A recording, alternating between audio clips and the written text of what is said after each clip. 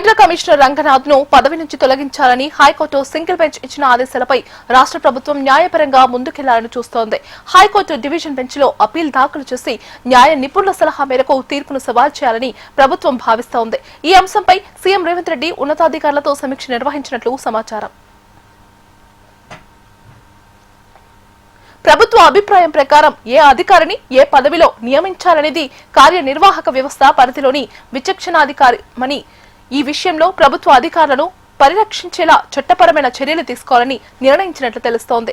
హైడ్రా పనితీరుపై ప్రభుత్వం పూర్తి విశ్వాసంతో ఉందని, ప్రభుత్వ భూములు, చెరువులు, నాలాలు, ప్రజా ఆస్తుల పరిరక్షణలో హైడ్రా చర్యలు కొనసాగుతాయని సీఎం ఇప్పటికే స్పష్టం చేశారు.